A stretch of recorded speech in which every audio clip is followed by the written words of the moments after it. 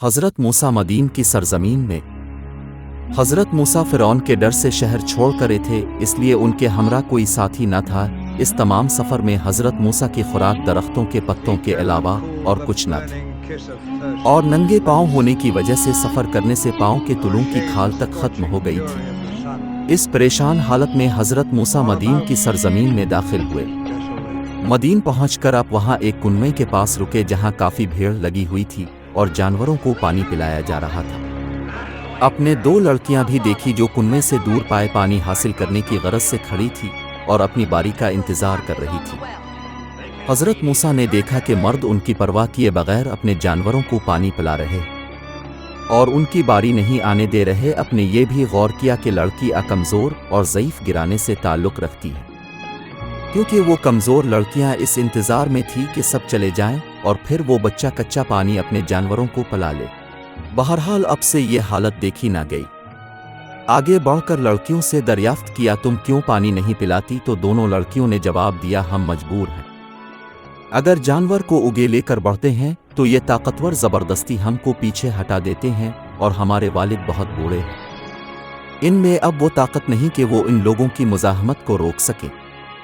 جب یہ سب پانی پلا کر واپس ہو جائیں گے تب بچا ہوا پانی ہم پلا کر لوٹیں گی، ہمارا روز کا دستور ہے۔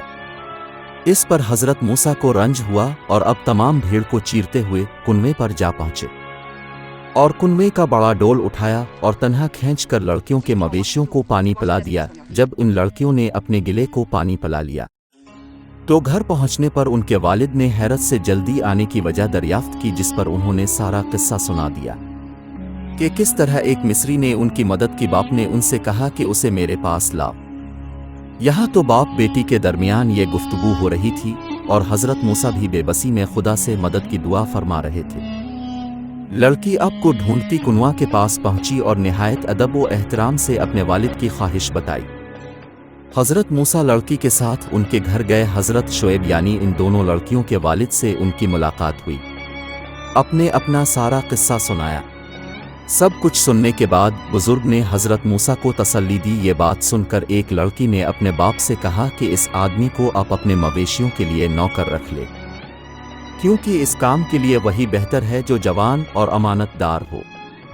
بزرگ باپ نے بیٹی کی بات سنی تو بہت مسرور ہوئے، اور بزرگ نے حضرت موسیٰ سے کہا کہ اگر تم 8 سال تک میرے پاس رہو اور میری بکریاں چراؤ تو میں تم سے اپنی اس بیٹی کی شادی کروا دوں گا، اور اگر تم اس مدت کو 2 سال بڑھا کر 10 سال کر دو تو اور بھی بہتر ہے۔